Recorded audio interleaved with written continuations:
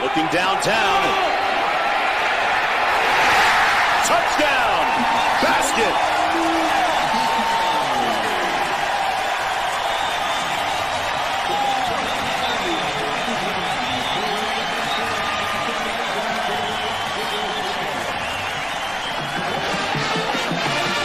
47 yards for the score. Here's what they're in 22 personnel, 2 backs, 2 tight ends. And it's McKamey to basket. That's it. Now watch. Gordon does a pretty good job. He doesn't get his hands on him. He fell that little stutter. I like what he's doing, but he's got to keep his eyes on the receiver. As soon as his head... 2 backs and 2 tight ends.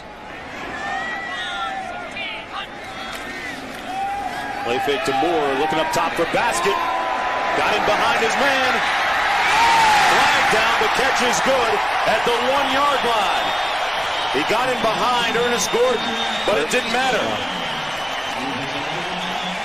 The basket comes up limping a little bit.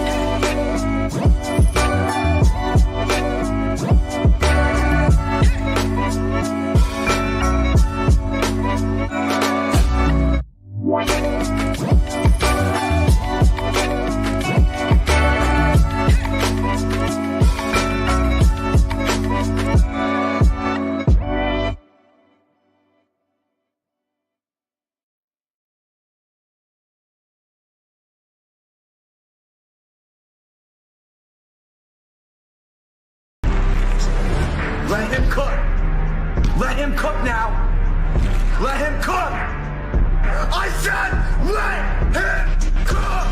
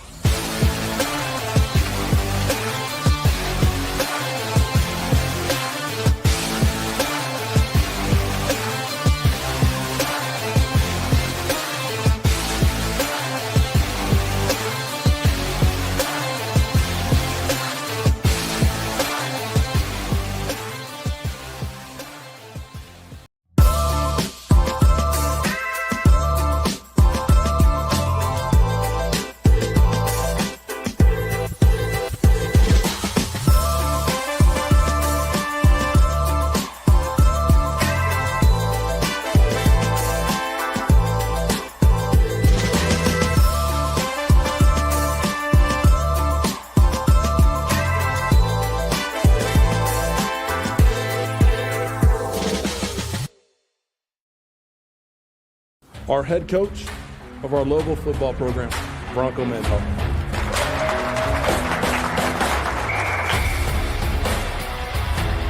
The details themselves with the right preparation can separate you from mediocre competitors that don't do that. And so, yeah, the attention to detail, I think, drives the execution, or should I say brings the execution to life, especially in critical moments.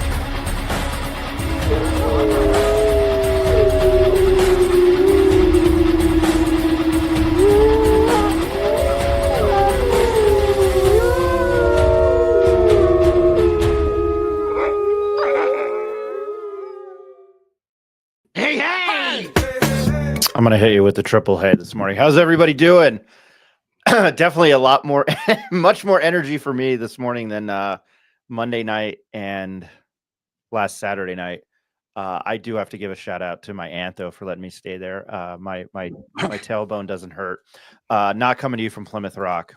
Got back from New Jersey on Thursday night. I watched some of the game on the plane. I connected in Minneapolis, and I caught it about the first, 30 minutes, like of actual game, I guess, with media timeouts and whatnot. I'm boring you. My name is Ryan Tamori. This is the Morning Howl, brought to you by Dulce River Bakery and Coffee. Happy to have you guys on. I still think, and as much as I love the state of New Jersey and going into New York City, I'm still bummed I wasn't. This might be like a first. I'm bummed that I missed that Washington State game in person. So UNM will head to Hawaii next Saturday to play the University of Hawaii. With a win, they will get a bowl game. The rumblings around here are they will be in the New Mexico Bowl. That's not allegedly. So that's very exciting. I understand what the basketball team has done, but you have one of the best players in the country. So we'll get to that in a second. What we want to do, most exciting players in the country. Let me put it that way. We're going to recap some of the Grambling game. I'll talk to the two guys, obviously the usual suspects that normally join us. I wasn't impressed with what I saw in the first 10 minutes. But again, I saw the final score. Sometimes it's not how you start, it is how you finish. But to my business partner in this endeavor, and he was at the Grambling game, Mr. Eric Malton. Eric, how you doing? Hey, I'm good. Happy Saturday, guys. Ed, good morning. No, happy to be back on. It's been a while since I've been able to jump on and join the conversation with you guys. But yeah, I was at the Grambling game. Kind of a sluggish start there, but we'll get into it and excited for next Saturday. Big game at Hawaii. So good morning, y'all. Yeah, I'm all over the place. I didn't know where to start. Richard should be joining us here in a second. And then I didn't mention Nick Coppola from the Las Cruces Sun News. NMSU. I did it there. NMSU went to College Station last week and covered. They looked much better in the second half. And then they play Middle Tennessee State today. Middle Tennessee State, I believe, is just north of Nashville. It is in Murfreesboro. That's right, Murfreesboro. It's spelled very, very differently. Murfreesboro, Tennessee.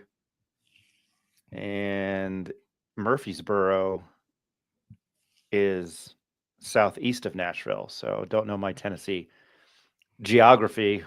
Sorry to disappoint those that are listening in the volunteer state. All the way. He's not coming to you all the way from Silver City. I suck this morning. Hey, look, we all misspoke like Reese Davis. He's the voice of the Western New Mexico Mustangs and a Lobo fan since 1970. I almost called you the voice of the New Mexico Lobos there, Ed. Mr. Ed Nunez. Ed, how you doing? Good morning. Doing great. Good to have you back on, Eric. Looking forward to next week. The win against Washington State was great. And I think you're right about the Lobos. If they win, they should be here in the New Mexico Bowl. So they've got business to finish before we caught, in my opinion, a program-defining win last week against Washington State. It's how you finish. It's a great win. But people would say, hey, you beat Washington State, then you lost to Hawaii. Yeah. So they've got to finish business, man, in my opinion. And I'm really looking forward to that game next Saturday. Oh, just for you, Ryan, and Rick's not on yet. Pius versus Espanola Valley today in the semifinals. Nick and I have a call, and it's a game of power. Espanola Valley has thrown 13 passes all year. They go in a heavy bone formation. They go heavy against the speed team with St. Pius. So this is contrasting styles today. And my son Eric was there. We had a good talk with James Barron of the Santa Fe, New Mexico. Gave us some good stuff on Espanola Valley. So as you're aware of the rivalry, Ryan, that Pius and Espanola had back in the day in basketball. A little bit different today in football. So the winner advancing to play the winner of Bloomfield Bernalillo today at 1 p.m. Should be good. I remember somebody I graduated with by the name of Jeannie Fairchild, who was an All-American at UNM. I think she talked about how at Espanola Valley they used to throw batteries at her at the bus when they got off. That's not all they did. Hey, I'm sure. I mean, that's all I heard. That's you know. Yeah, Oh, yeah. Eric. No. I'm sure they did more. I'm just saying. That's what she said. They threw batteries at the bus. Real quick, though, let me just say one more thing. Tyson Wilder, the football coach, they don't have probably the following that Espanola Valley basketball did, but they're getting there. Football hasn't been very good there for a long time. But, he said that their following is increased. It's going to be, like I said, a very exciting game, for the young St. Pius team and Espanola Valley. Power versus speed, man. Can Pius stop that run attack that averages 6.8 yards per carry? That's going to be the key to can they get them off the field? Espanola Valley, a 10-minute drive last week against Taos. They control the ball, so you have to wrap up, tackle, get them off the field. So it's going to be a very interesting matchup today. Curtis Flakes was awesome to talk to, awesome to meet. As a St. Pius X alumni, I love him. I respect him. I need him to channel some of his inner San Juan. Maybe go get Del Taco before the game. I don't know. I wish them the best of luck. I'm happy that where they are right now. Cool to hear about Espanola Valley with the basketball. I mean, we deal with that at UNM. Not switching gears. Look at what Indiana has done. I know they really haven't played anybody, but Kirk's smoking a Signetti is at Ohio State today. I'm very intrigued about this game in an hour. Jacob Neff couldn't join us this morning. I didn't get his picks. He's a busy guy. I'm going to give you mine real quick before we go into talking about Lobo basketball, and I'll make it very quick. We got our asses kicked last week, and I think a lot of people did. I think the biggest one was probably BYU and Kansas. I hammered BYU, so by, I guess, what is it? By theory, I'm escaping the word, but I'm taking Arizona State today -3, and that's my lock. I don't know why I said that. So much for the surprise. This isn't The Empire Strikes Back where there's a twist at the end. My picks for today: I like Florida +12. They're in Gainesville. They play Ole Miss.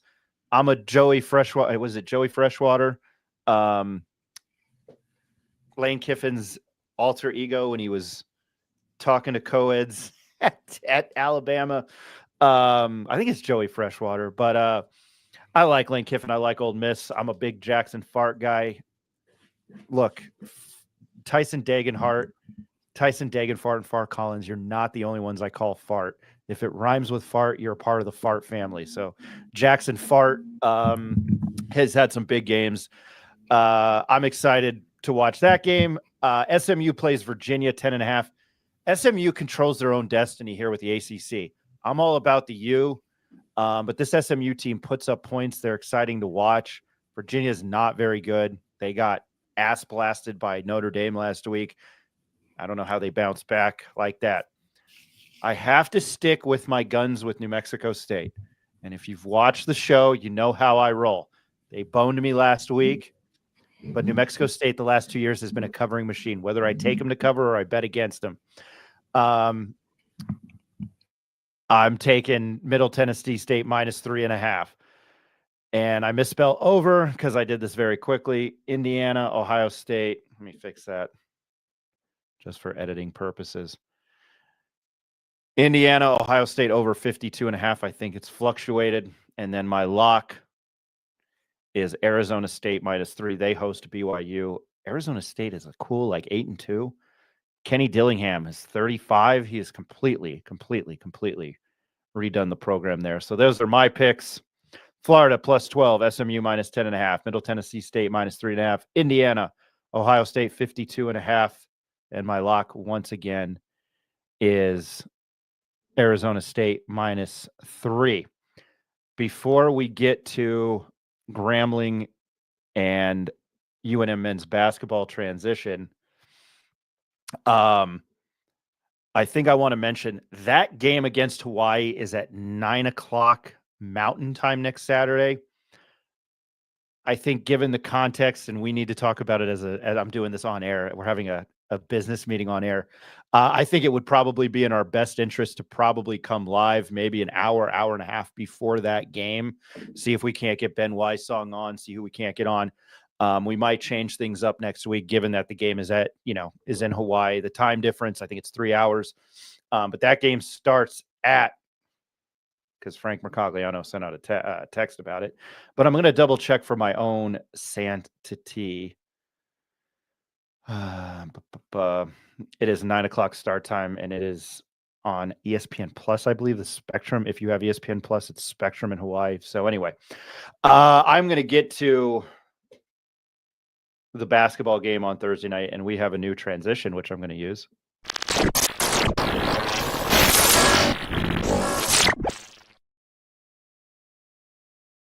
Job well done, Eric. UNMB Grambling 80-58 in the pit the other day. Thursday night, I was on my way back. I watched the sluggish start. I wasn't that impressed. I think Dent had his leg wrapped again. Ed, I will start with you. I just wanted your thoughts on UNM bouncing back from St. John's. By the way, St. John's waxed Virginia yesterday in the Bahamas. They got beaten double overtime by Baylor. Duke transfer Jeremy Roach hit a 3. I missed that game. Heard it was very exciting. But what were your thoughts? You, Nick, and Eric were at the game on Thursday night. Ed, your thoughts?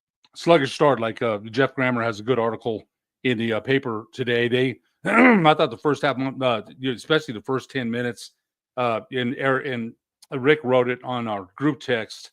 This bad shot selection, couple of first possessions, but they looked disinterested, almost as if they still had jet lag from coming back from New York. And the guy that we were looking at was Dent. He wasn't aggressive. He was very passive. They subbed him out. I was watching. I'm big on body language. As a coach, I used to look at players' body languages and see what they were bringing and see what is their mood. He's the one that drives the ship. All of a sudden, though, he comes back in and takes that tape he had on, the wrap on, and boom, all of a sudden, Superman emerged, it seemed. Then he started, being Donovan Dent, hit 2 threes, and in rhythm threes, look good threes. Because a lot of times it's set shot 3. He caught and shot the ball in rhythm. A little bit of a line drive, Eric and I mentioned that. He doesn't have the greatest shooting mechanics as far as arc and things like that, but they went in. So they started stealing the ball. They scored a lot of points off Grambling turnovers. But I in the press conference afterward, I should have asked Coach Pitino this. He said that they were disinterested. And I kind of wanted to know what the practice was like before the game started. Like the practice before, the day before. You can always kind of tell the mood of your team. And it seemed like they thought they were going to beat Grambling State pretty easy. So a couple of observations. They did. True Washington finished, on some steals and had a good game, 15 points. And but I got to say, more of each. And I had asked Coach Pitino at the press conference on the day before on Wednesday if this was a game that maybe he's going to get going. And maybe it was a game that he gets going. He didn't start. He came in. And I got to say, this is just my observation. High basketball IQ. He can't beat people off the dribble in a man-to-man. He's not strong enough to absorb contact, absorb, and go through. He's not strong enough yet. He's still going to, I think, be an important player for them down the line. But right now, I would say what they expected, I look at him like Mustafa Amzil almost. It's almost overwhelming for him to be out there right now. He's thinking way too much. And I'll give you an example. They put him back in the second half. He gets beat on a back door. And the Grambling State player scored, and he gets pulled. He's way overthinking things, and he's looking at the bench. Everything he does, am I going to come out? And so right now, he's not giving them what they expected. He's a good player. I don't know that they're longer. We mentioned that they're longer. Are they more athletic? I wouldn't say they are. They've got some. Nelly Junior Joseph. They said article in the paper today. Body fat down to 4%. He's athletic. Dent's athletic. True's athletic. Ali Atiki is athletic. But when you're going against a team like St. John's that had 6 athletic bouncy guys, yeah, it's going to be a tough challenge for New Mexico. But I still think it was a good test. So that's my observations from the game on Thursday night. It was a good win. They did start out not very well. They looked disinterested to me, but they poured it on the second half, stole the ball, a bunch of points off of turnovers. But that's my observation from press row on Thursday night. Eric, I'm going to you because you guys were there. Yeah, sluggish is the appropriate term here. Sleepwalking was the one that Patino used in the press conference. They came out real flat in the first half, real disinterested. The defensive pressure was obviously not there, and this is what this team thrives off of. But you can see kind of halfway through the first half, and then definitely at the start of the second half, they turned up the defensive pressure. This is a team that thrives off of creating turnovers, locking guards up at the top, with Nelly being able to hedge some ball screens and force other teams to kind of play at a pace that they're not comfortable with. And that's kind of what we saw with the first half. I think once they started applying more ball pressure higher near the half court, forced Grambling State into some a pace that they weren't comfortable playing.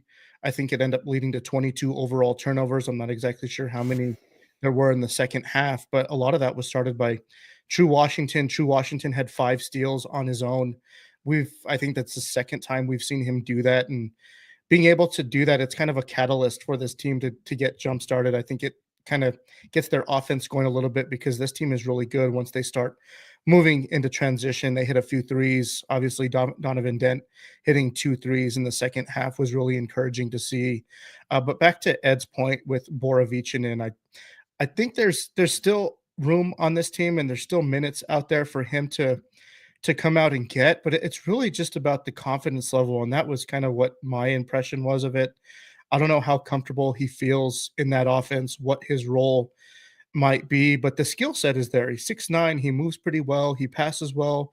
We've seen him make some threes. It's just about building the confidence and actually asserting yourself in the offense and looking to score. I mean, when you look at him on the floor, he played just under 9 minutes, 3 shot attempts. Not sure how many times he touched the ball, but he's just not really looking to score. I think late in the second half, he got the ball near kind of the free throw line, and he made a move to the basket. He didn't make the shot, but he was able to get there. He's kind of using his skill set, which is a little bit different that not anyone else on this roster has, which is he's good around the basket, he's good with the ball fakes, and he's good with his footwork.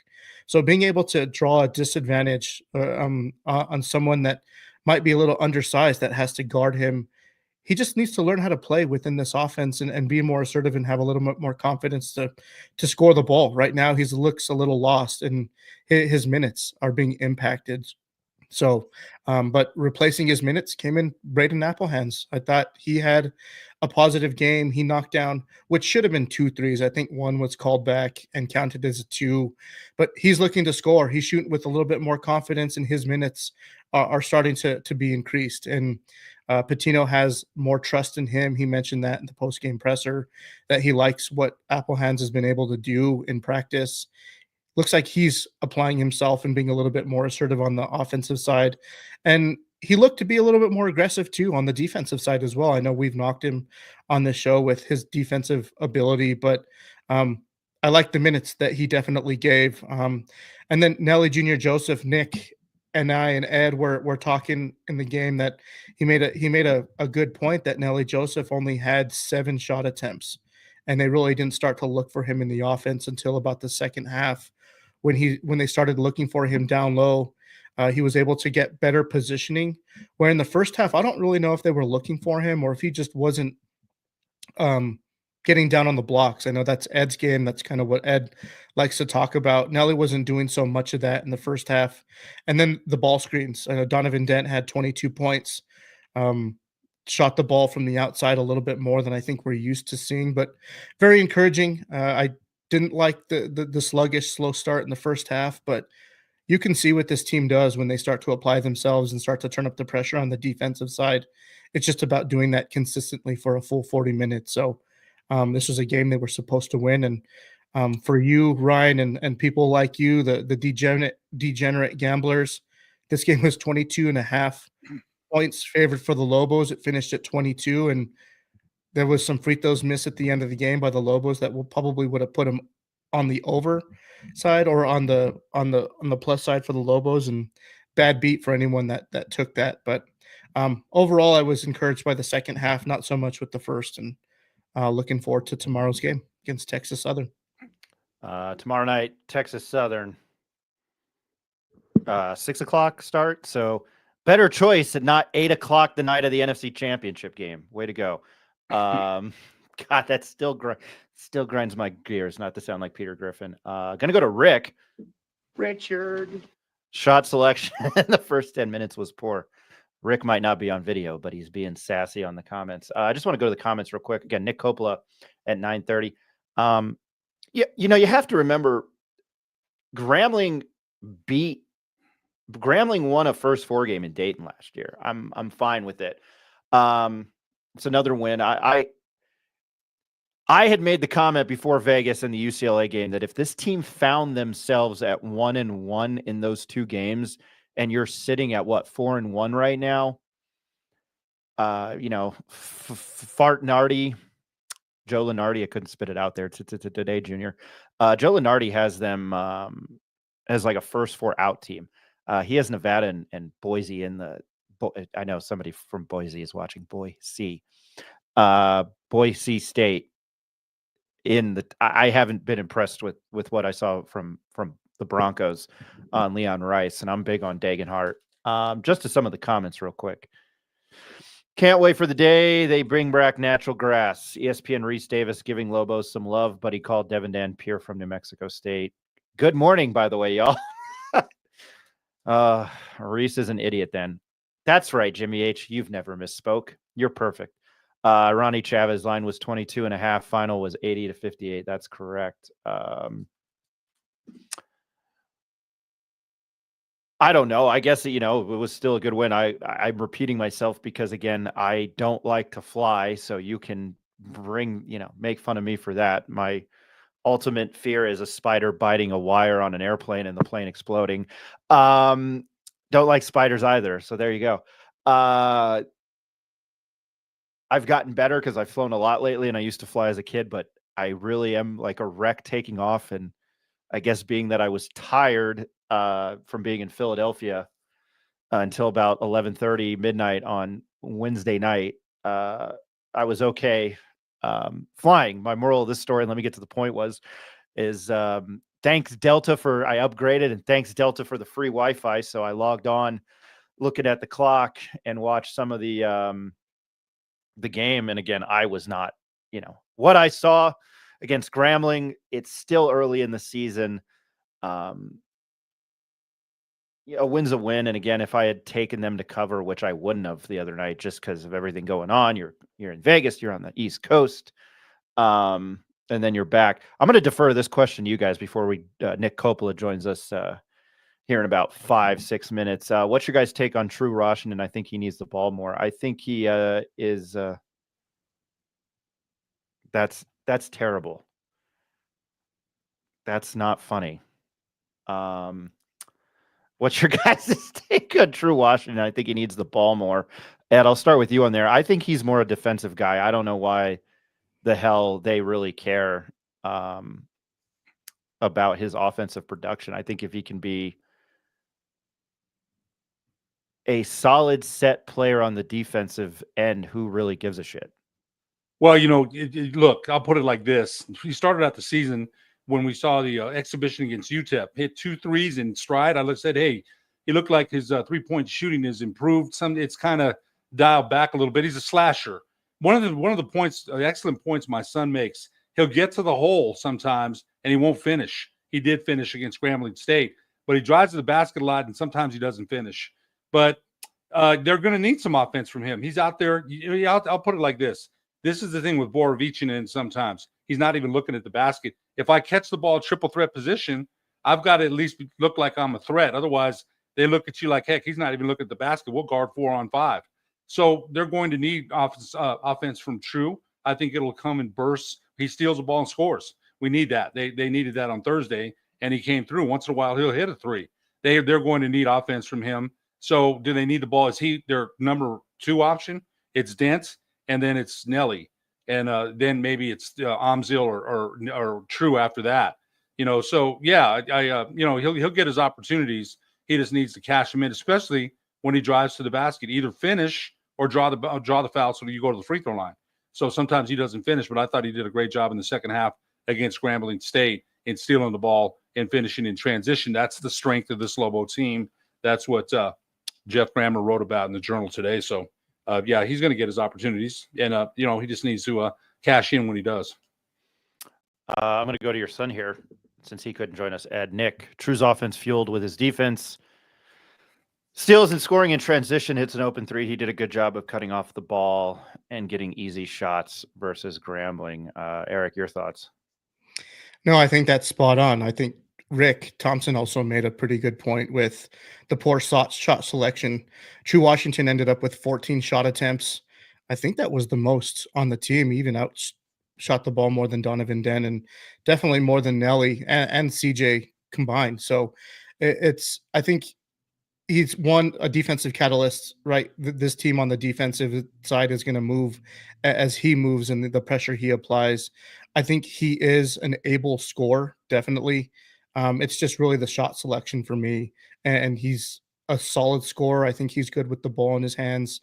But really, it comes down to shot selection and not making any misjudging plays or forcing things up because there's other willing and able scorers on this team. So I think that part of his game is still kind of developing. But the one thing that I do like is he's definitely not shy, right? Like I think this Lobo team, we mentioned it in previous shows, and I addressed it in one of the articles or one of the commentaries I wrote a couple of weeks ago with this Lobo team is still trying to figure out where they're going to get scoring from. And when you have guys like True Washington, who I think he was averaging 6 points last year against Grambling, he finished with 15. They're looking to replace that, and they're looking for guys that aren't afraid to shoot the ball, guys that want to assert themselves. And I think True is probably a guy that's willing to assert himself on both sides of the floor. So I don't knock him for taking all those shots. I think he can find some better shot opportunities kind of within this offense, but we're seeing his game unfold. Him coming into his sophomore year, he's definitely a leader on this team. So shoot away, True. I'm going back to the comments, and I'm doing this on purpose. I hope you can hear this. Can Georgia win the Natty? Can Beck do it for South Park? If you haven't seen the memes online, he looks like Timmy from South Park. So I'm playing Timmy in the Lords of the Underworld. I don't know. Georgia's still in the running, definitely. Ronnie Chavez, I think he's the only player that can create his own shot. That we know what I know him all. I know I went to football and back to basketball, but had to read that comment. I think he's the only player that that can create his own shot. Dent, we know what we have with him. I'm gathering he's referring to being able to create his own offense. I think CJ Noland, we saw him do that against St. John's, where the physicality and the defensive pressure that they put on the Lobos, especially in the high pick and roll, kind of limited Donovan Dent's ability to get to the basket. But CJ Noland was the one that kept him in that game. So I think we can add him to that list of being able to create his own shot and his own offense. I think CJ Noland has played. I mean, he didn't look that great against Nichols, but UCLA and St. John's, I thought he played really well. Ed, I don't know what your thoughts are on CJ Noland, though. No, I like him. I like him a lot. And one of the things that, Dan hit him for a transition 3 catch and shoot. And I know, Rick Thompson made a comment in our group text. He doesn't like transition 3s for this team. I understand why, but you've got to hit that shot. You've got to, you brought him in. He's a shooter. And I could tell by his shooting mechanics, he's got confidence in it. Those will drop. So I thought against St. John's, he played really hard and he didn't give up. The Lobos cut it to 6, and I thought a lot of it was due to the way, his efforts in the second half. A couple of quick points on the shot selection in the early on. I thought some of the post entries into Nelly, one time Dent tries to enter it in from the top of the key, and then True, he's open, and you got to dribble over and get a better post entry. He's open. You see the numbers, give him the ball, feed the big man. So I thought a couple of times their post entries were not as good, from the good passing angles as they should have been. So that, I think, contributed to some of the poor shooting or poor shot selection. Because if you're a big man and I've got my man sealed, give me the ball, man. You see my numbers, give me the ball. And I thought a couple of early on, their post entries were not as good as they could have been. Dribble over and get a better angle. Efforting Nick Coppola to see where he is at. I might get your guys' thoughts on, at least the football team. And I lost what I was doing. I'll play this though, just to give myself a break. Great live, great live show here. Give me a second.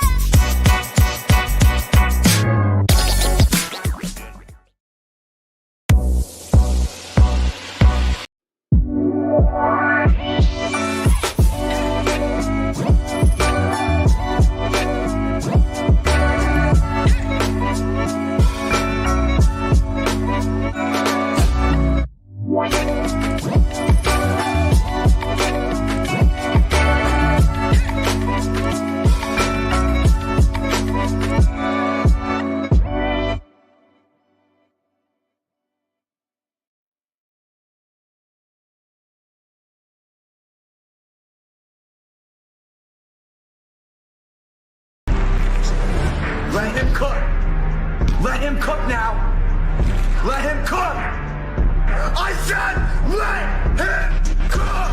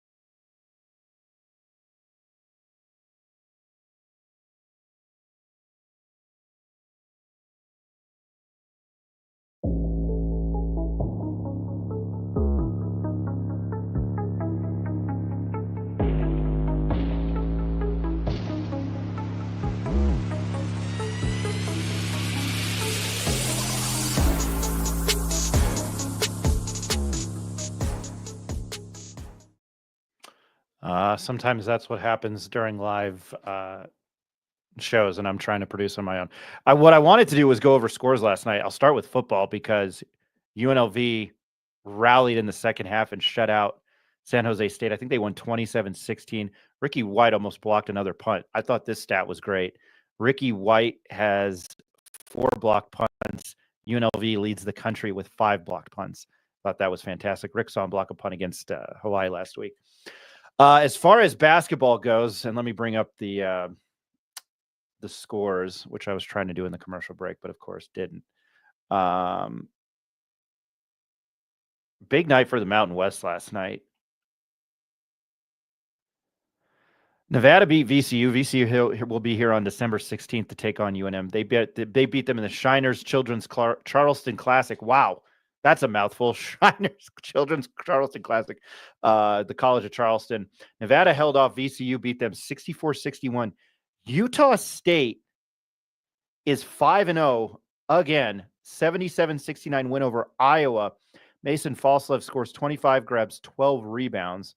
Wyoming beats Southeast Louisiana and Laradice No, excuse me, in the Cancun Challenge. Oh no, it was the Cancun Challenge, but it was in Laramie. 64-61. UC Riverside beat Colorado State at Moby. Barrington Hargress of UC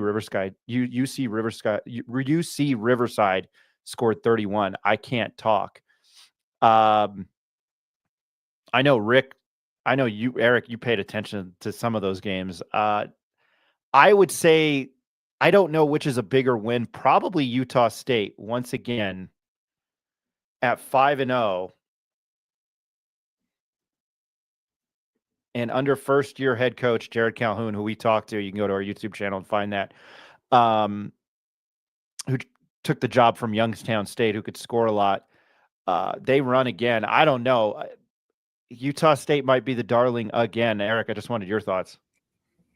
Yeah, man, they really didn't take a step back. This is a highly efficient offense, again, led by Mason Falslove, 25 points, 12 rebounds. He looked all the part last night. I was checking in kind of sporadically, switching back and forth between the Nevada and VCU game, but he looks to be kind of one of their number one scoring options.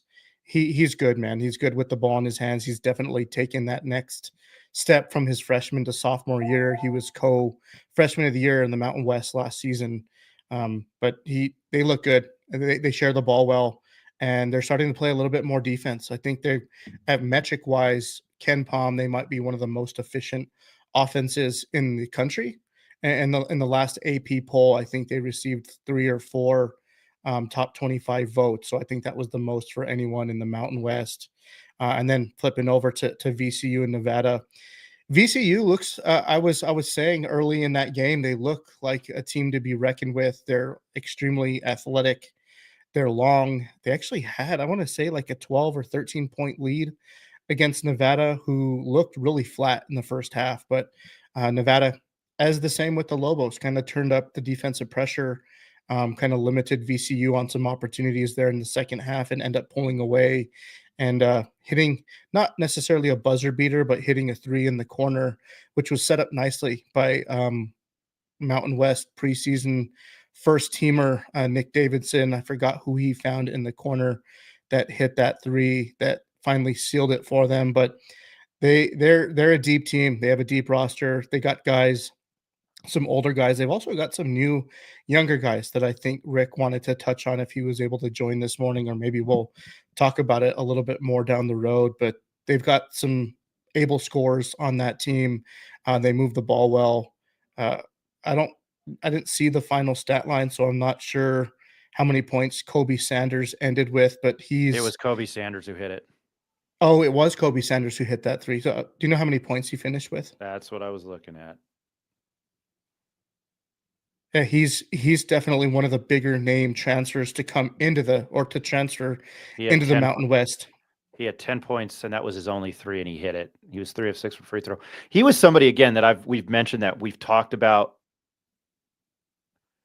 preseason, and then Neff and I watched him at Cal Poly. Cal Poly is not good, but he was their best player, and I don't know, maybe borderline NBA. I don't know.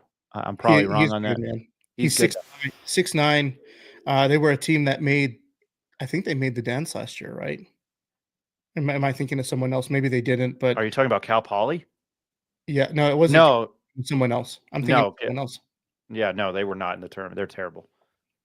They won like 3 games, I think. No, but I was going to say about Kobe Sanders. I think the final 5 games of the season last year, he had over 20 points scored in all 5, and scored over 30 in 2 of them. So that's who's playing under Alford now. I wanted to mention this because John Romero brought it up. NMSU takes on UNLV in basketball today. I just said that in our private chat here. Great challenge for the Aggies. We didn't do that good with Dayton earlier in the week. I didn't see that Dayton game. 74-53 at Dayton. They're in Vegas today. 5 o'clock tip. I'm going to gather it's probably on Mountain West Network or ESPN Plus. But yeah, 5 o'clock tip. UNLV is 3-1. Who did they lose to? Memphis, 80-74. That's right. I don't think they covered in that game. Yeah, Rick Kobe Sanders made the shot. Still waiting on Nick Coppola, and I will transition. And we're going to use these because we're going to transition to Lobo football. I know they don't play today. Be a good segue into that, but I think an early read of maybe what did that on purpose. What a win against Hawaii would mean.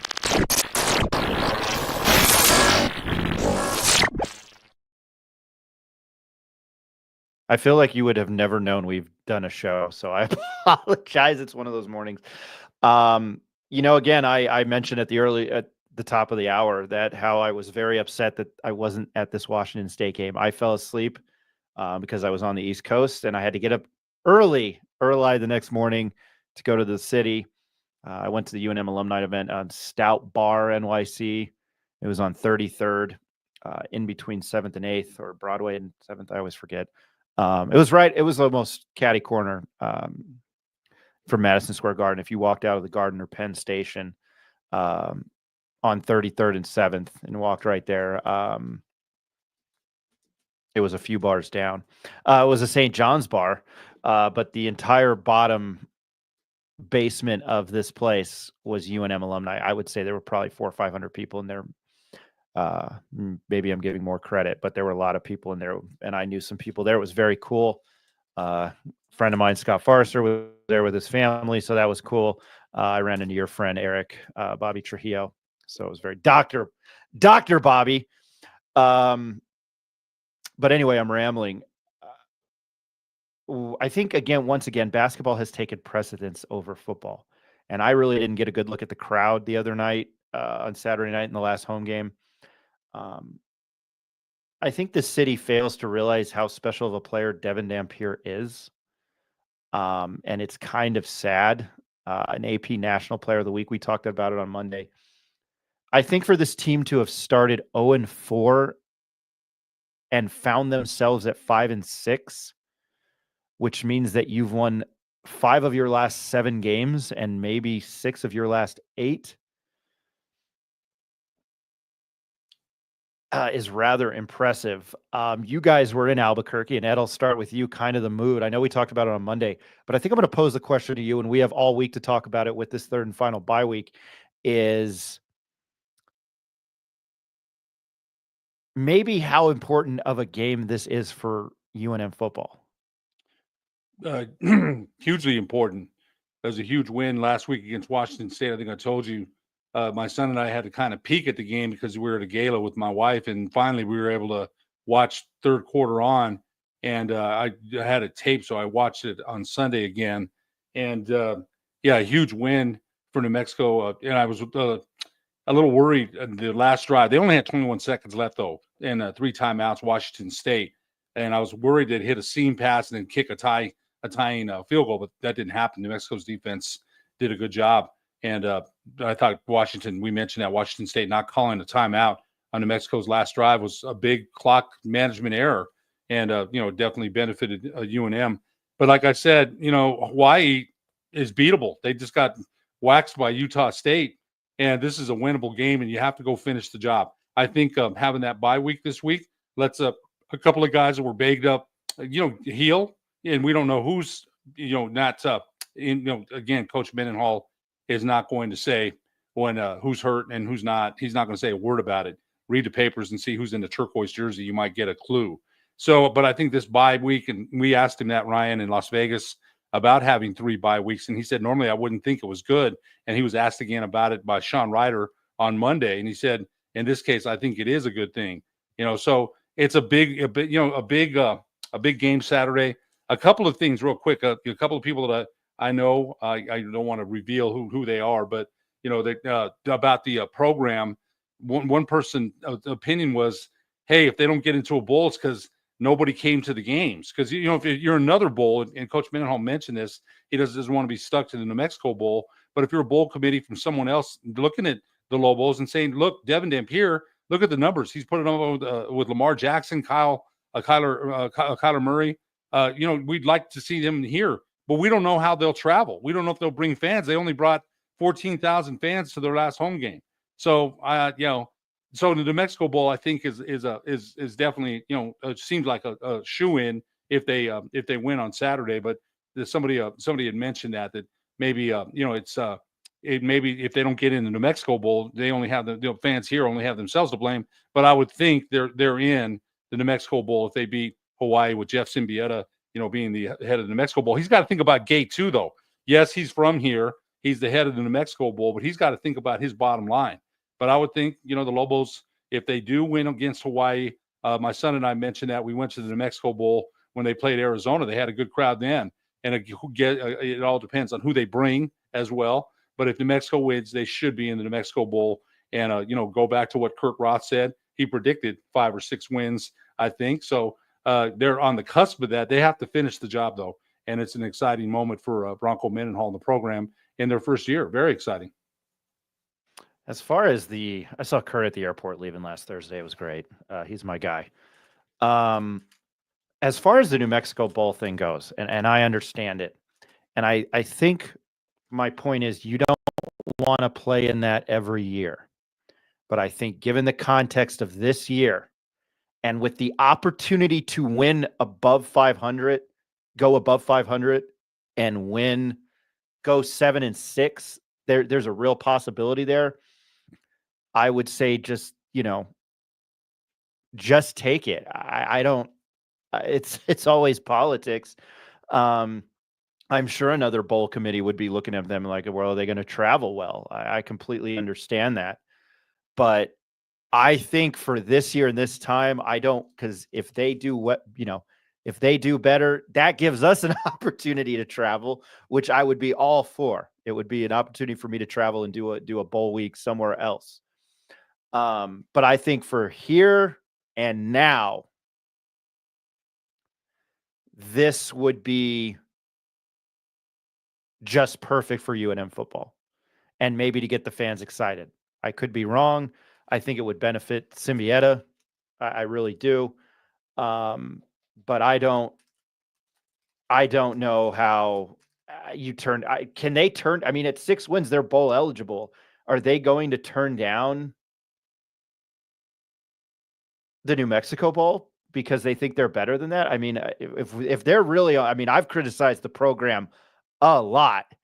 And if they have the ability to turn down the New Mexico Bowl, holy shit. I mean, I would rip them from here to high water if they really think that.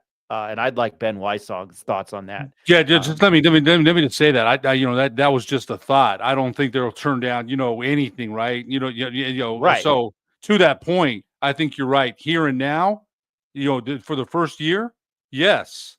Now in future seasons, all predicated on a couple of things, and most importantly, if number 4 is going to stay, and we don't know that, but I, talking to somebody on press row the other night at the pit, they feel like if he does leave, they can get some other players, but can you get that? That's the question. Now, again, this is all, hopefully he stays, hopefully he's not Dampier I'm talking about, doesn't go anywhere. If they win, this is all ifs ifs never matter unless they come true. It doesn't matter. A lot of people go back and say, well, if Dallas Cowboys, this and that, if, doesn't matter. That doesn't matter unless it happens. So if New Mexico wins on Saturday, against Hawaii, and then they win the bowl, then we can say, hey, let's look forward to next year. And if number 4 comes back, which is a key to the whole thing, then if they go 8-3 next year, talk about another bowl then. But this year, I think, Ryan, you make a point. This year, for this season, when you started out 0-4, what's the best thing that could happen to them? I would think that you have salvaged the season by winning 6 of your last 8. And if the New Mexico Bowl embraces you, again, you're home.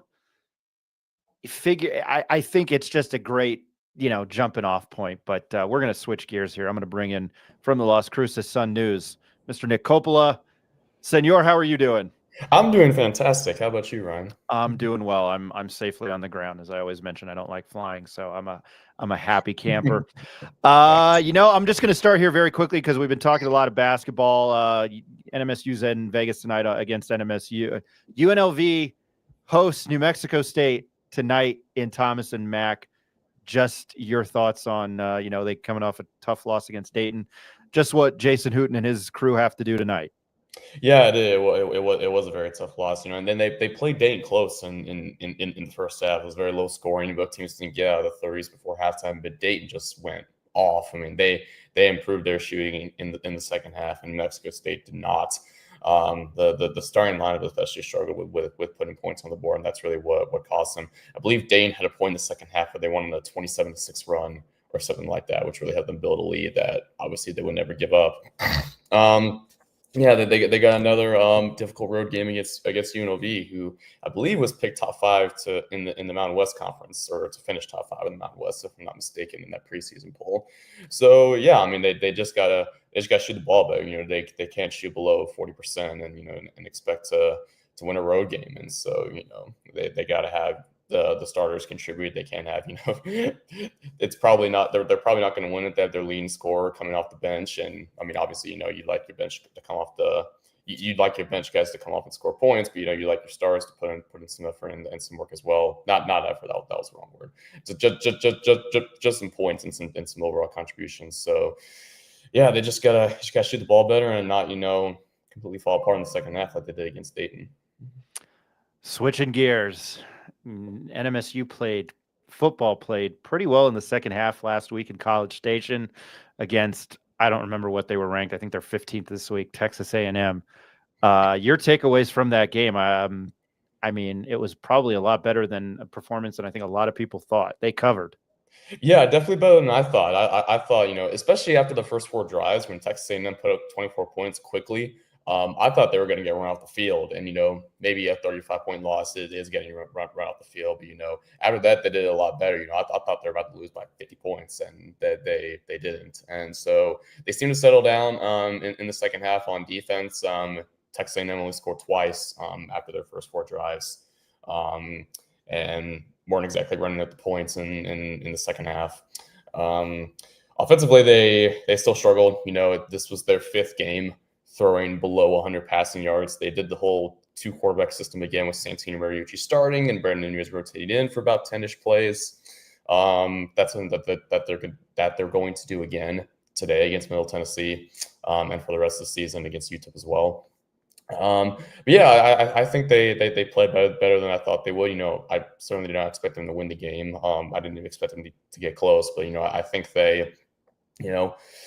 I think they played a lot better in the second half. At least defensively, they had a lot of miscues on offense. Seth Young had a pretty good game. Mike Elko went and talked to him after the game just to give him some props. A lot of people think he was poor recruiting, but we'll see down the line. But yeah, they played okay given Texas A&M, given the circumstances, the opponent. I had it on for a bit, and I was pretty impressed. And then I was in New Jersey, so I took the Aggies, Texas A&M minus 37.5. And then right as I did that, gambler's luck. New Mexico State kicked the field goal, and then A&M went down and threw an interception. So that's where I've been the last couple weeks gambling. It's not been pretty. Last night was good to me. I'll take that. But I'm going to start here.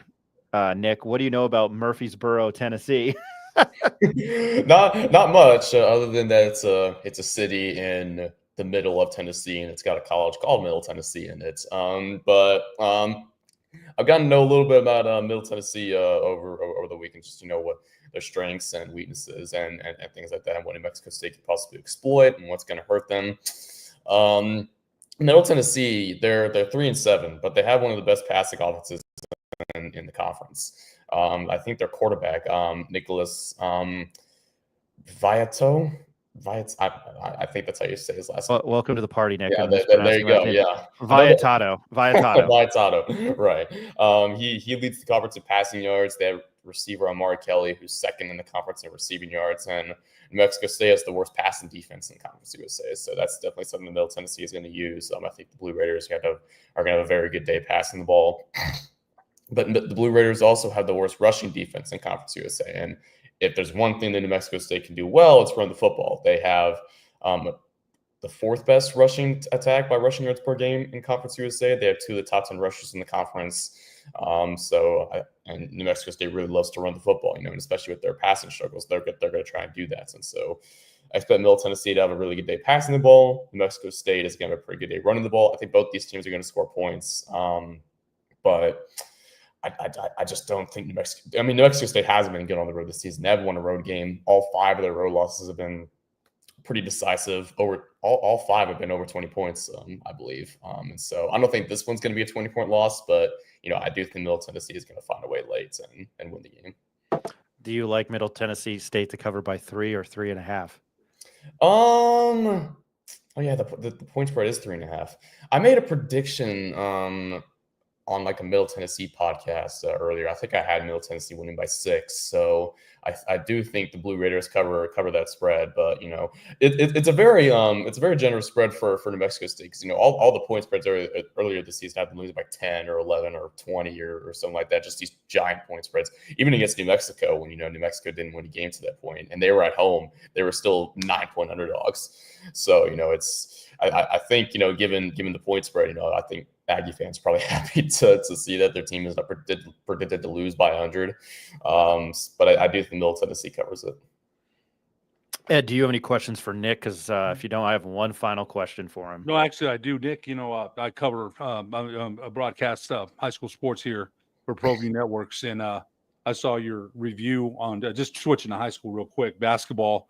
And Will Benjamin's a very, very good friend, and always sends me Aggie stuff when the Lobos lose, man. He's always, he knows I hate, well, I can't say you're from Las Cruces, man. I'm not an Aggie fan. I'm a Lobo. No, so, he's not from Cruces. Yeah. No.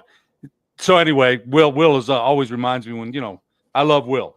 But I had a question for you concerning Oregon Mountain. Rocky Gonzalez and I got to be very good friends last year. I interviewed him once on my show, and then I called him. I love Rocky, man. They won the Academy Joe Armijo Invitational up here last year, and I really got to be good friends with him. Called him before the state tournament. Said he resigned for personal reasons. Was there anything else behind that? Because I was surprised. You got Lenny Washington coming back. You've got some good players coming back. Was there anything else behind that? Because I haven't called Rocky. I was going to call him. Was there anything else behind that you're aware of?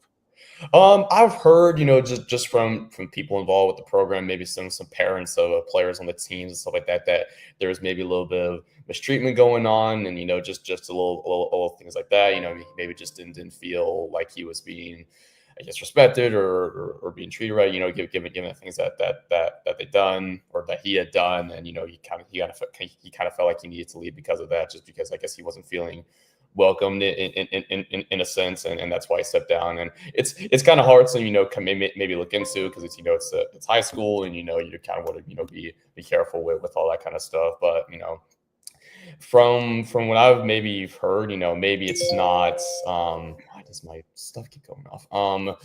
I don't know if it's like maybe all just personal reasons. I mean, maybe that could be a personal reason, but I've heard maybe there's some stuff going on that maybe has been kind of, or maybe that they're trying to keep under wraps. So well, that's too bad. I liked them a lot. I did, and they had a great team last year. They just ran on any other year, Nick. They win it, man. They ran into a Volcano Vista buzzsaw. All due respect to Coach Greg Brown. He's a great coach, but I thought if anybody had a chance to win it last year besides Volcano, I thought it was them. I did. And, he mentioned that too. So anyway, I thought I'd ask you that. Thanks for that. Rocky's a friend. I love him. So I hope he's doing okay. Yeah, me too. I'm going to ask one last question about Aggie football. And if the Aggies can somehow figure out how to beat Middle Tennessee State today, and then obviously arch rival UTEP. Nick, your thoughts? Will this season may have been salvaged with the turmoil, with the offensive coordinator, what you reported on? Tony Sanchez, this is just my opinion. Tony Sanchez is looked like sometimes on the sideline like he's just ready to punch a window out. But do you think if they could say that again? I said he's ready to pop a vein out of his forehead. Yeah, there you go. If they're able to manage to go end the season on a 2-game winning streak, what would your thoughts be? How the mood would be around the program?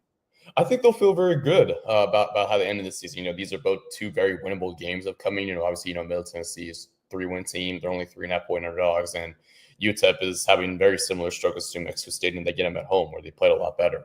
So they definitely can go 4-8. Whether they do is another question, but they definitely can. And I think if they did, they would feel pretty great. And then they could probably look back and say, "Oh, we finished 4-8, but maybe if the Liberty game went our way, we had a couple more things go our way against them, and we didn't commit 5 turnovers against Western Kentucky. We might be 6-6, and in a bowl game for the 3rd consecutive season." So I think they would feel really good because 4-8 looks a lot better than 2-10 as well, and they want to be on a good note heading into signing day and into the early portal window, because they didn't really get a chance to have that last season with all the turnover with the coaching staff and the players and things like that. So I really do think they want to be in a good spot before that. Obviously, they got to find a new offensive coordinator. So we'll see if they just keep Andrew Mitchell around as an offensive coordinator, if they try to search elsewhere. But yeah, I think they would be feeling really, really good just about the foundation of the program and where they'd be if they can pull out 2 wins in the season. You can find his work in the Las Cruces Sun News. His name is Nick Coppola. Nick, thank you. I know the game starts at 12:30. I know you got a little bit of a buffer there. I know, right? Yeah, this is by far the earliest kickoff they've had all season. Every single game. The Western Kentucky game kicked off at 4, but every single game has been an evening game. But now they're going to be afternoon. It is what it is. Well, I hope you enjoy it because it's an earlier day for you. It's on ESPN Plus, Perfect, and if you're in Cruces. I know Jack Nixon, it's his second to last football game. So there you go. Nick, thanks for joining us as always. I appreciate it. Of course. Thank you very much for having me. Of course, that's Nick from the Las Cruces Sun News. Appreciate him always joining us. Good insight down there. I got to read this comment. Number 4. Well, no, excuse me. It only matters when they're fifths, or we'd all be drunk if we were fifths. J-Rod 17, number 4 is gone. Number 4 is gone. Michigan just gave $10 million high school QB. Dampier going to get paid. Yeah, I think Devin Dampier's price tag is probably going to be not $1.5 million. It might be $3, $4, $5 million. I'm dead serious. Okay, look, in that case, he's gone. They cannot afford that, and I think that's anything past $1 million. And you know what? I'm going to use his name because this is what he told me. Ex-UNM tight ends coach David Howl said that to me. I talked to him a couple months ago, and he said, you got to pay everybody else. He didn't say don't pay him. He never said that. He just said, you have to pay other players. If that's the price tag, you know what? It was a great season. We enjoyed the heck out of them. They're not going to be able to afford $3 million. If somebody else is, and I think we said this about JT Toppin. God bless you, man. You got your money. Good. But I wouldn't think, again, I said this too. UNM, if they win, let's say this, Ryan, they win against Hawaii, they win the bowl game, and you have to try to keep them around because everything that you're going to promote next year is based around number 4. It is. Now you have to try, but if they want $3 or $4 million, you know what, man? What did Schwarzenegger say? Hasta la vista, baby. You can't pay that. There's no way. I wouldn't think. Would you? I don't think New Mexico would be able to match that. I don't think. Arnold also said, consider this a divorce, as he killed Sharon Stone in Total Recall. So maybe you could say that too. Consider this a divorce. Yeah. And I hope it doesn't come to that. I hope it doesn't. But look at the numbers he's putting up. He's putting up some. And again, the recruiting process may go like this. Look, we can make you. He's 5'10". Is he going to go to the NFL? Kyler Murray's a small quarterback. He's got a chance, definitely, with a skill set. So. People are going to say we can get you to that point coming here. Look what we can provide opposed to what UNM has. We have more resources. We have more this. We have more that. We're in a bowl game every year. We have 50,000 fans, on and on and on. So there's going to be a pitch for him for sure. I'm hoping and praying he stays here. Of course, I want him to stay. I'm not saying. I'm just giving the realities of the pitch that people are going to give to him and probably already are. When you look at the context of UNM football history, and I know it's always fresh in our mind, but I think about the Urlachers and the Dontrell Moores. I think about Robin Cole.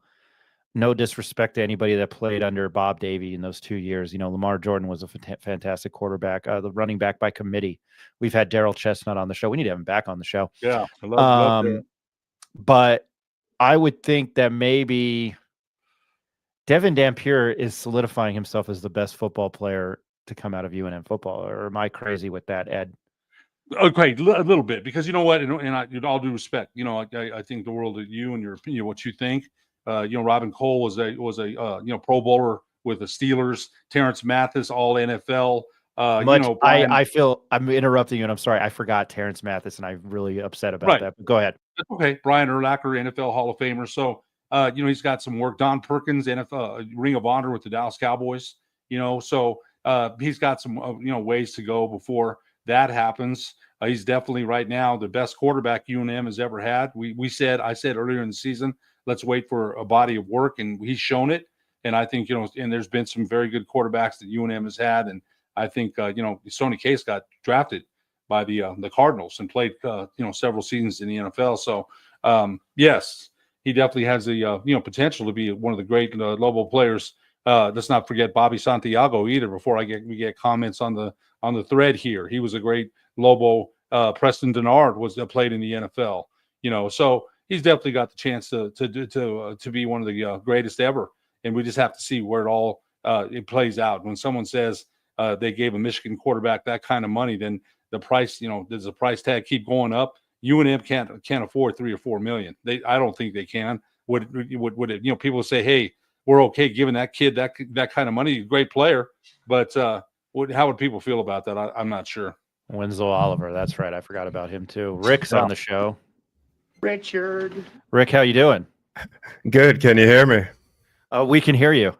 Sorry, I didn't know I was on yet. How are you guys doing? I've been enjoying the show. Good. Really pumped up for St. Pius, former Lobo, Curtis Flakes, coaching the X-Men today versus the Espanola hated Sun Devils. It's hard for me to believe Espanola is good at football, because when I played there, they were absolutely horrible. I think we beat them like 60-0, and the last year they just forfeited the game because they didn't have enough players. So good for Espanola. I believe the game's there in Albuquerque today. Semifinal game. Looking forward to that. So great show by you guys today. One thing I just wanted to mention, looking forward to Hawaii, is that quarterback Brendan Shager is injured. He got injured in that last game, and they had to spell him with 2 backup quarterbacks. So that injury might carry forward into the Thanksgiving week game here. So a lot of other stuff just going on at Hawaii also. I don't know if you want me to get into it, Ryan. We can save that for another day. But I just really wanted to come on to pump up St. Pius. Well, no, I'm glad you joined. One quick thing, Rick. You're right about Espanola. They have, in fact, the coach Tylen Wilder had a great talk with him the other night. They won 20%. They haven't been good in football for a long time. Ex-Marine. 2 years ago, they passed the ball. They had a great passer. They went heavy wishbone. And all they're going to do is run. And they've thrown 11 passes all season long, man. So it's going to be up to Pius to, wrap up, tackle, because they had a 10-minute drive against Taos last weekend. 10 minutes. So they're going to control the ball. Pius has a big challenge today, but Pius can score too. But the only thing that was kind of alarming to me, and if you're Curtis Flakes, Isaiah Carpenter is only a sophomore, dang good quarterback. He's very good. He threw 4 interceptions last week, 4 to Isaiah Ortega of Grants. And, they probably would have scored 70 points. That game would have been over by halftime if those interceptions hadn't happened. He's thrown 12 all season. That's a concern. They're a team of totally different, offensive philosophies. Pius can score quick, and Espanola wants to control that ball. And if you let them have those drives, you can't get off the field. You've got to get off the field. You've got to wrap up and tackle. And Coach Wilder said, hey, we expect them to blitz. We expect them to go 10 men, 8 in the box. We've seen it all. This is what we do. This is how we do it. Stop us. So, my son's got the play-by-play. I'm his color guy today. I'm just following his lead. We're looking forward to it, man. It's going to be a great game. And 62 degrees, Rick.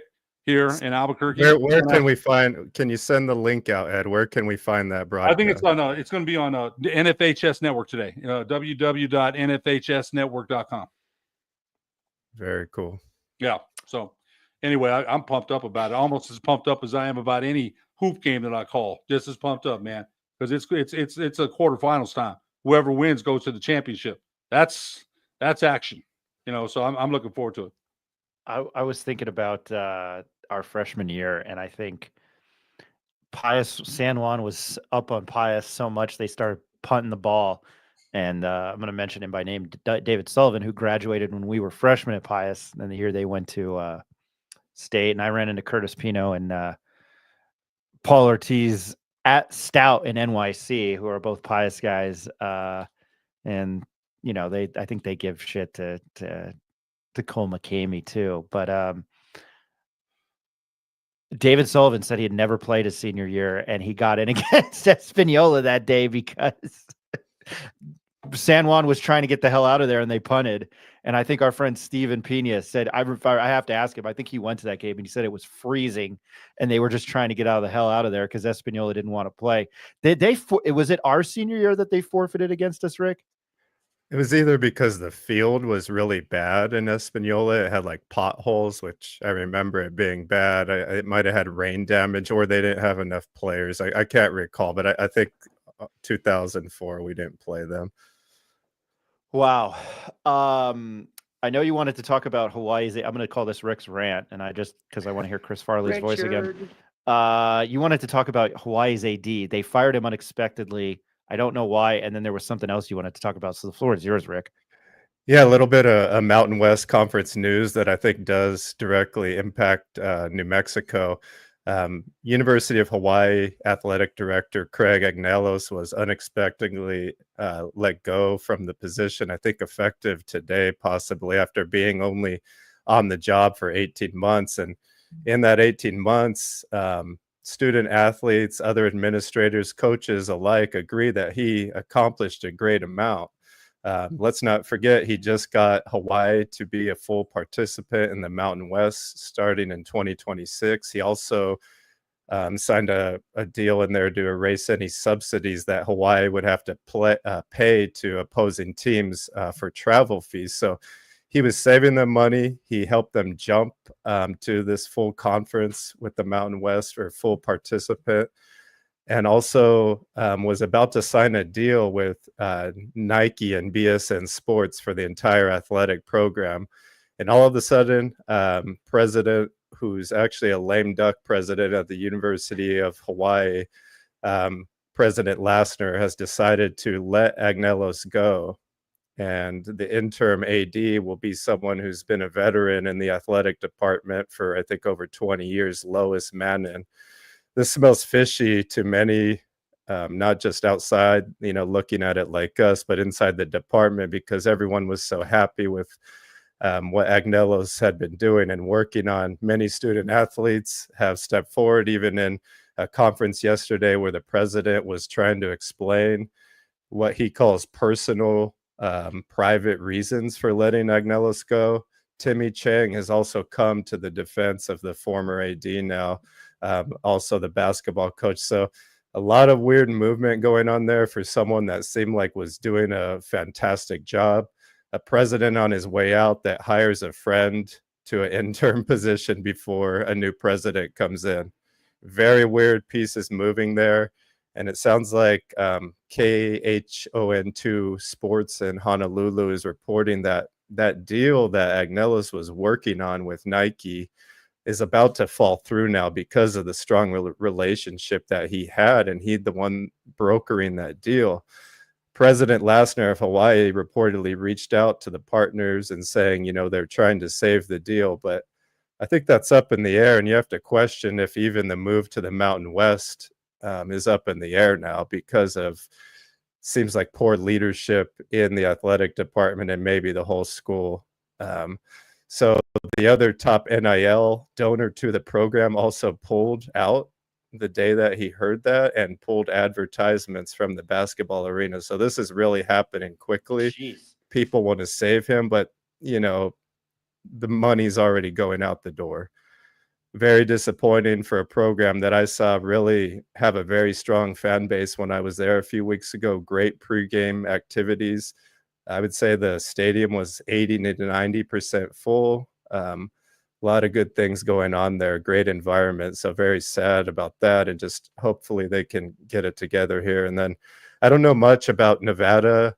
New meeting they had this week with majority boosters, where Nevada Athletics unveiled a plan to invest $50 million into their football program over the next 10 years, while also building a $25 million indoor facility.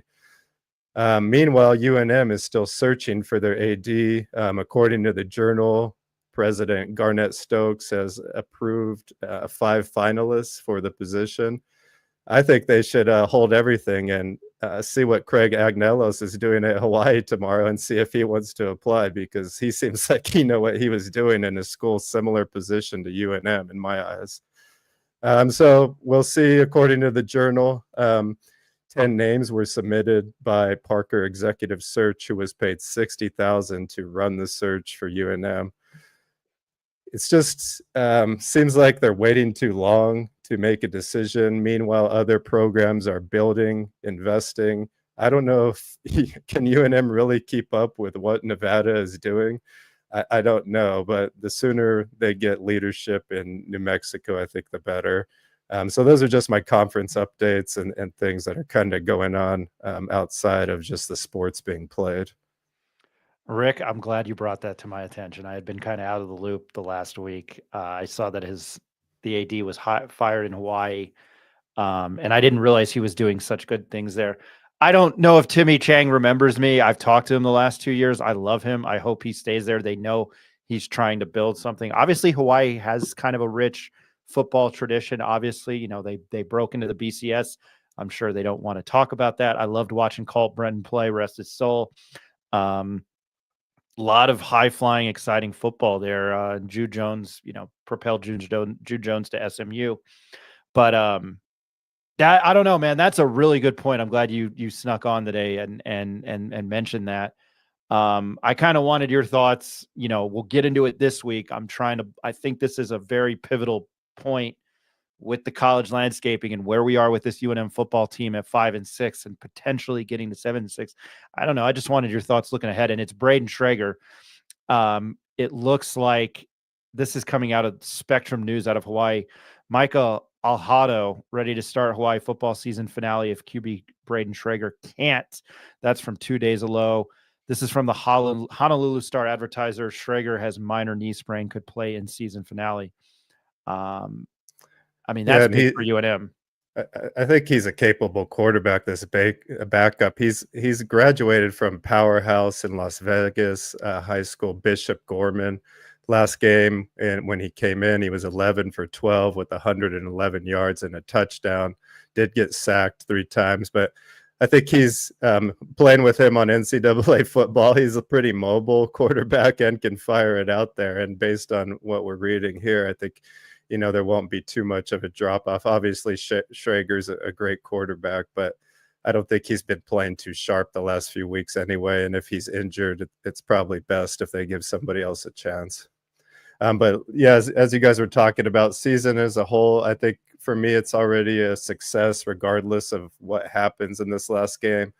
I myself wasn't expecting this many wins. I was expecting them to beat different teams than they did and lose to different teams than they did. But overall, I think we can say what they've built has something positive. The buy-in from the fans, though, is something that still worries me, as Ed and you were talking about, Ryan. It just still isn't there, regardless of how successful or flashy they are for some reason. And I don't know if that's just the football culture in New Mexico or what they want to see before they start supporting the team. But I'm very happy with it, regardless of what happens in this last game. And people are mentioning the price tags of these quarterbacks. It is making me nervous the closer we get to the end of the season, thinking about what Dampier will receive in the open market here shortly.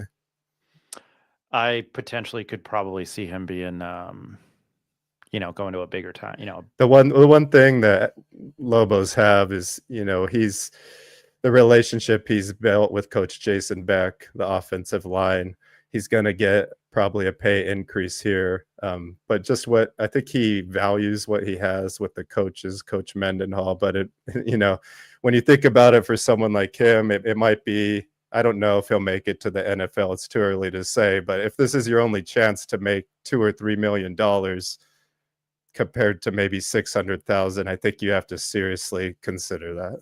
Yeah. No, I agree with that. Ed, do you have any final thoughts? I don't. I think Rick, it's great points on Hawaii, and that's the other thing. As a Lobo fan, I want him to stay. But if somebody's showing me $3 million, what am I going to do? It's almost like that movie Speed. What do? You got a gun to your head. What do? So I'm. You know what, Rick? What would anybody do? Can't begrudge Toppin. Took the bag. It's playing great. Anybody says here's $3 million or here's $1 million. It's it's a numbers game, and that's the way it is. I'm still hoping that he stays here. Rick, you mentioned the relationship he has with Coach Beck and Coach Mendenhall. He came here for a reason, and maybe he stays. But with those kind of numbers being allegedly, supposedly thrown out, what would you do? What would you do? What would we do? That's so. Let's just hope. Fingers crossed, saying prayers, whatever. So yeah, we'll see. I still think about Braden Fowler Nicolosi from Colorado State saying he turned down a lot of money. I don't know if he necessarily did. I think he's yanking our chain, but there is college football on now that I would like to watch. Obviously, Indiana, Ohio State. Rick, thanks for jumping on. I gotta go. Also, thank you guys. Appreciate the show today. It was good basketball coverage. Sorry I missed it, but looking forward to the game tomorrow, and I know we'll have some shows. We're going to also have a preview of the Thanksgiving tournament. We're working on an article, and we'll have a show dedicated to that this week. So look for that. Check us out. Hunter Green is joining us Wednesday. Ned James is always on 4:30 on Monday. We'll come to you live 4:00 on Twitter, X, Facebook. I don't post this on Facebook. I'm sure there's nobody watching on Facebook. We do pretty well on Twitter and YouTube, but nobody watches us on Facebook. Money is the root of all evil. Let's not forget that. Yeah, it is. But if you're able to take care of your family, the difference between playing at Wake Forest and UNM, there's a big deal there. I want to thank Eric Moulton, Ed Nunez, Nick Nunez, Rick Thompson for joining us. I don't know where you're at, but I got to shout you out. Miguel Sanchez. Just because I want to hear Phil Hartman as Lionel Hutz on The Simpsons. Tomorrow night, UNM plays at 6 against Texas Southern at the Pit. UNM men's basketball. We're going to have to check in with JJ Buck. I'll bug him. Ruben Valles, new name I haven't seen. Great showman. Thank you very much. We'll talk to you 4:00 on Monday. We're going to do an AccuSure preview on Wednesday. Hunter Green will join us. We'll recap the weekend. I'm not sure what we're doing next Saturday. We might not be live at 9 a.m., being that the game is at 9 o'clock. Maybe tweet out our bets, but I definitely think it's warranted, what we can do leading up to the game on Saturday against Hawaii. I think it's a big one in the context of program history. Ed, thanks for joining. Appreciate it. Talk to you probably Monday. Good luck to St. Pius today. I know you're calling it. Enjoy the call. Have a good time. You bet. Thanks, Brian. All right, everybody have a safe weekend. We'll talk to you later.